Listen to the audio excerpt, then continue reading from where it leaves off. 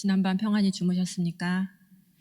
함께 25자시니 내가 부족함이 없으리로다.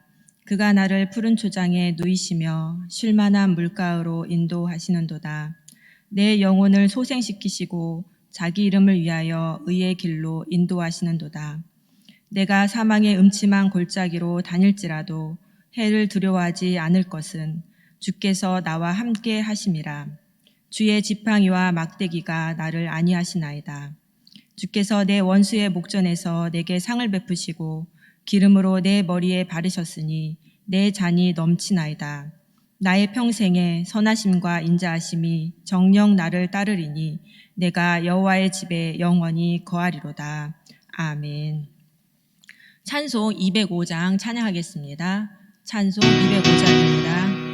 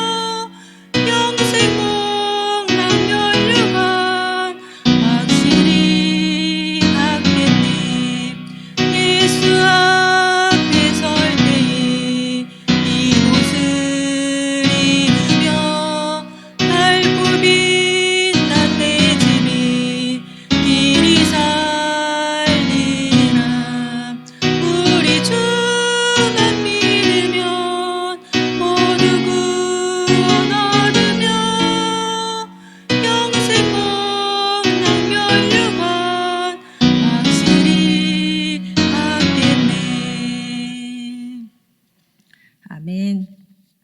하나님께서 오늘 우리에게 주신 말씀은 신약성경 갈라디아서 3장 10절에서 18절까지의 말씀입니다. 갈라디아서 3장 10절에서 18절까지의 말씀입니다. 함께 하나님의 말씀을 봉독하겠습니다. 무릇 율법 행위에 속한 자들은 저주 아래 있나니 기록된 바 누구든지 율법 책에 기록된 대로 온갖 일을 항상 행하지 아니하는 자는 저주 아래 있는 자라 하였음이라. 또 하나님 앞에서 아무나 율법으로 말미암아 의롭게 되지 못할 것이 분명하니 이는 의인이 믿음으로 살리라 하였음이니라. 율법은 믿음에서 난 것이 아니라 이를 행하는 자는 그 가운데서 살리라 하였느니라. 그리스도께서 우리를 위하여 저주를 받은 바 되사 율법의 저주에서 우리를 속량하셨으니 기록된 바 나무에 달린 자마다 저주 아래 있는 자라 하였음이라. 이는 그리스도 예수 안에서 아브라함의 복이 이방인에게 미치게 하고 또 우리로 하여금 믿음으로 말미암아 성령의 약속을 받게 하려 함이니라. 형제들아, 사람의 예대로 말하노니 사람의 언약이라도 정한 후에는 아무나 폐하거나 더하거나 하지 못하느니라. 이 약속들은 아브라함과 그 자손에게 말씀하신 것인데 여럿을 가리켜 그 자손들이라 하지 아니하시고 오직 하나를 가리켜 내 자손이라 하셨으니 곧 그리스도라.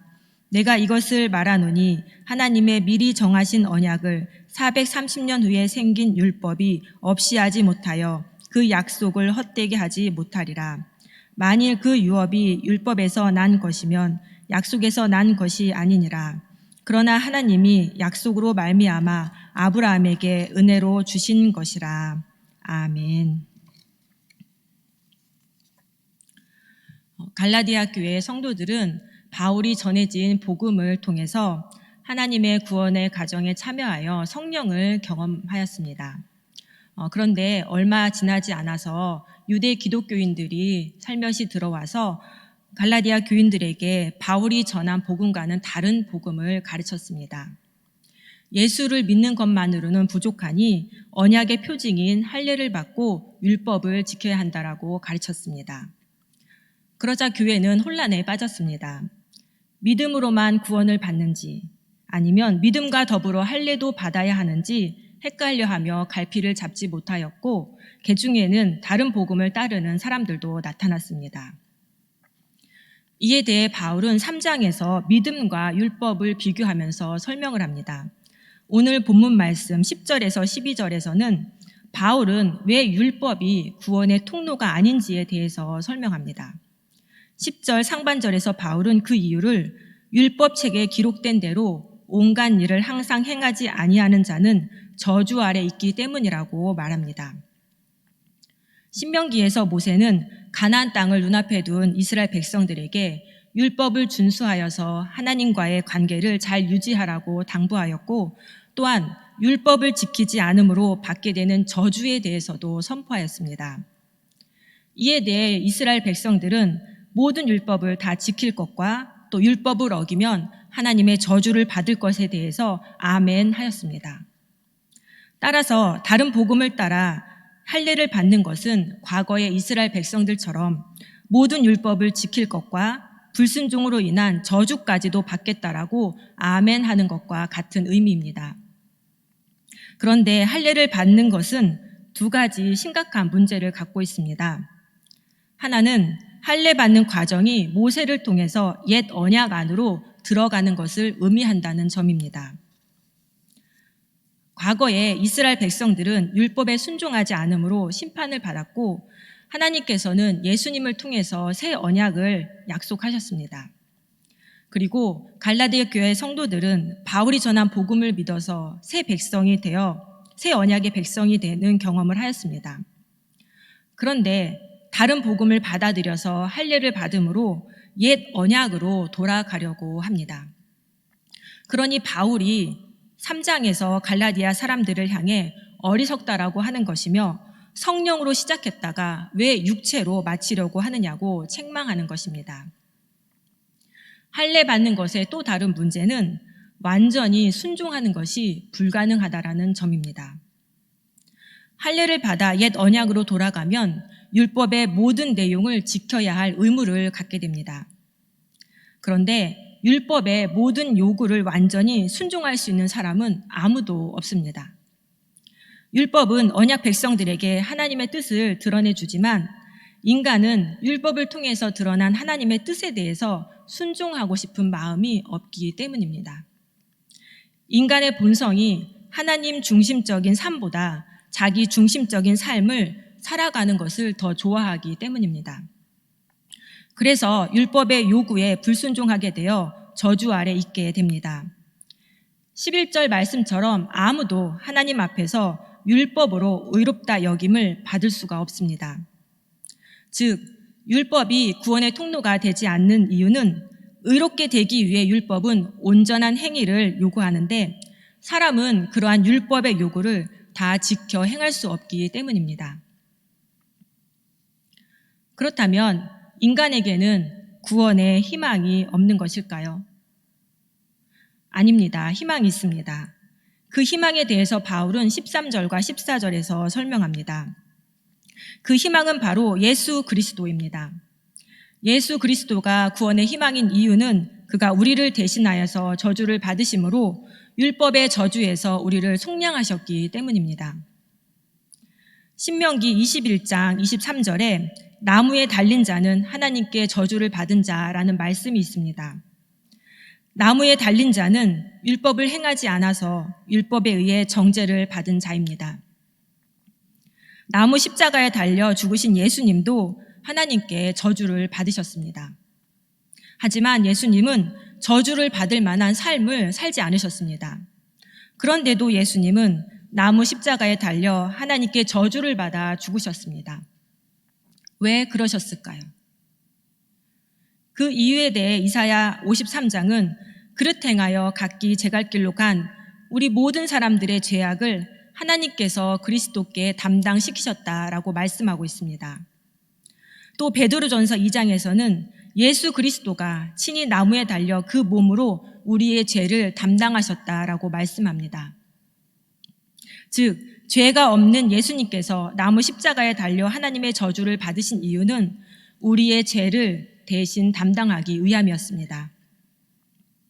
이에 대해 바울은 속량하셨다라는 표현을 합니다. 속량하다라는 것은 돈을 주고, 즉 대가를 치르고 노예 상태에 있는 사람을 샀다라는 의미입니다. 예수 그리스도께서는 자신의 생명을 대가로 지불하고 죄와 율법의 노예로 살고 있던 우리를 사심으로 죄와 율법에서 우리를 속량하셨습니다. 그래서 예수 그리스도를 믿는 자들은 예수님께서 이미 그들을 대신하여서 심판을 받으셨기에 더 이상 심판받지 않을 뿐만 아니라 예수님이 이미 죄값을 치르셨기에 죄가 없는 자처럼 여김을 받게 되는 것입니다. 그런데 예수님은 왜 우리를 대신해서 십자가에서 하나님의 저주를 받으셨을까요? 그 이유에 대해서는 14절에서 말씀하고 있습니다. 예수 그리스도께서 아브라함의 복이 이방인에게 미치게 하기 위함이라고 합니다. 예수 그리스도 안에서 아브라함의 복이 이방인에게 미치게 하기 위함이며 믿음을 통해 성령의 약속을 받게 하기 위함이라고 말씀합니다. 따라서 이방인들은 예수 그리스도를 믿음으로 십자가 대속의 수혜자가 되어 약속된 성령을 수혜자가 되어서 죄사함을 받고 새 언약 안으로 들어와서 하나님의 아브라함의 자녀가 되어서 성령을 경험하게 됩니다. 즉 예수 그리스도를 믿음으로, 그 예수 그리스도를 믿는 믿음으로 유대인뿐만 아니라 이방인까지 그 믿음으로 구원함을 받게 됩니다. 이렇게 믿음을 통한 구원의 방법은 율법보다 먼저 하나님께서 주신 방법입니다. 왜 그런지에 대해서 바울은 15절과 18절에서 설명을 하고 있습니다. 하나님께 약속을 받은 사람은 아브라함과 그 자손입니다. 하나님은 자손들이라고 말씀하지 않으시고 오직 한 사람을 아브라함의 자손이라고 말씀하셨는데 그 한 사람이 바로 그리스도입니다. 따라서 율법이 아닌 아브라함과 함께 약속을 받은 그리스도를 통해서만 하나님의 약속 성취가 가능한 것입니다. 그리고 하나님의 약속은 율법보다 430년 전에 먼저 받은 것이기에 율법이 아브라함과 그리스도에게 주신 하나님의 언약을 깰 수가 없습니다. 사람이 사는 세상에서도 적법하게 작성한 유언은 아무도 그것을 무효로 하거나 거기에 어떤 것을 덧붙일 수가 없기 때문입니다. 그래서 믿음이 율법보다 우선되고 중요한 것이며 예수 그리스도를 믿는 믿음을 통해서만 하나님의 언약이 성취될 수가 있습니다. 이렇게 우리가 본문을 이해할 때 오늘 본문에서 하나님은 어떤 분이십니까? 율법의 저주에서 우리를 속량하신 분이 바로 하나님이십니다. 죄를 짓고 하나님을 떠난 인간은 하나님 중심적인 삶에서 떠나서 자기 중심적인 삶을 살게 되었습니다. 자기 중심적인 삶은 하나님처럼 되는 것이며 내가 나의 하나님이 되는 삶을 뜻합니다. 즉, 그릇 행하여 각기 제갈 길로 갔다는 이사야서 53장의 말씀처럼 자기의 길을 따라가는 삶이며 또 에베소서 2장의 말씀처럼 세상 풍속을 쫓고 공중의 권세 잡은 자를 따르고 육체와 마음이 원하는 대로 사는 삶을 뜻합니다. 그래서 이러한 삶을 사는 사람들의 한 가지 특징은 자기 힘과 능력을 의지하여 산다는 것입니다. 이런 사람은 하나님께서 율법을 주신 목적을 깨닫지 못하고 율법을 수단으로 삼아서 하나님의 은혜를 얻으려고 합니다. 율법이 우리의 죄를 드러내고 죄를 심화시켜 우리의 속에 어떠한 선함도 없음을 철저히 깨닫게 하여서 그리스도께 인도한다라는 사실을 깨닫지 못한 채 자기 힘과 능력으로 율법을 지켜서 구원함을 얻으려고 합니다. 이는 구약시대의 이스라엘 백성들과 바울 당시의 유대인들에게만 해당되는 삶이 아닙니다.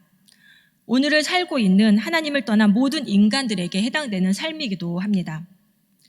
내 열심과 능력으로 율법을 철저하게 지켜 하나님의 은혜를 얻으려고 하는 것처럼 내 힘과 능력으로 높은 지식 수준에 도달하려고 하고 또 높은 자리에 오르고 선한 일을 행하고 종교적인 행위를 하여서 의롭게 되어 구원함을 얻으려고 합니다. 그러나 그렇게 할수록 인간은 더 공허해지고 더 허무해지며 더 불안해질 뿐입니다. 죽음의 그늘에서 벗어나기는커녕 더 깊은 죽음의 골짜기로 들어가게 됩니다. 사람의 열심과 능력으로는 율법의 저주에서 벗어날 수가 없습니다. 그래서 하나님께서 직접 율법의 저주를 받으셨습니다. 하나님을 떠난 죄인인 인간을 위해서 자신의 생명을 대가로 내어놓으셨습니다. 하나님이신 예수님께서 사람의 형상을 입고 이 땅에 오셔서 율법의 저주 아래 있는 사람을 대신하여서 그 저주를 받으심으로 우리를 율법의 저주에서 속량하셨습니다. 우리 힘과 능력으로는 도저히 벗어날 수 없는 율법의 저주를 하나님이신 예수님께서 대신 받으심으로 우리를 율법의 저주에서 속량하셨습니다. 그렇다면 오늘 본문 말씀이 우리에게 주시는 교훈은 무엇입니까? 의인은 믿음으로 삽니다. 의인은 율법을 지키는 자들이 아닙니다. 하나님과 올바른 관계를 맺고 있는 사람들을 가리키는 말입니다. 11절에 의인은 믿음으로 살리라는 말씀은 두 가지 방법으로 이해할 수가 있습니다. 첫 번째는 사람들이 하나님, 즉 예수 그리스도를 믿는 믿음으로 하나님 앞에서 의롭다함을 얻고 그 결과로 영생을 얻게 된다라는 뜻으로 이해할 수가 있습니다. 두 번째는 하나님과의 관계가 올바로 회복된 사람들이 하나님에 대한 신실함을 지킴으로써 신앙인의 삶을 살아간다라고 이해할 수가 있습니다. 즉, 하나님과 올바른 관계를 맺기 위해서는 믿음이 필요하고 또 하나님과 올바른 관계를 유지하기 위해서도 믿음이 필요합니다.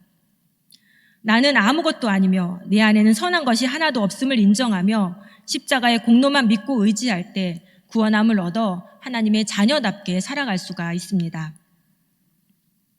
우리는 믿음으로 의롭게 된다라는 사실을 잘 알고 있으며 예수 그리스도를 믿는 믿음으로 구원함을 얻었습니다. 그런데 의롭다함을 받은 이후에 우리는 다시금 자기 의로 하나님 앞에 서려고 할 때가 참으로 많이 있습니다. 예수 그리스도의 십자가 공로는 잊어버리고 내가를 말하며 나의 공로와 나의 의로운 행위로 하나님 앞에 서려고 합니다. 이것은 바울이 갈라디아 교회를 책망한 것처럼 성령으로 시작했다가 육체로 마치려고 하는 어리석은 행동입니다.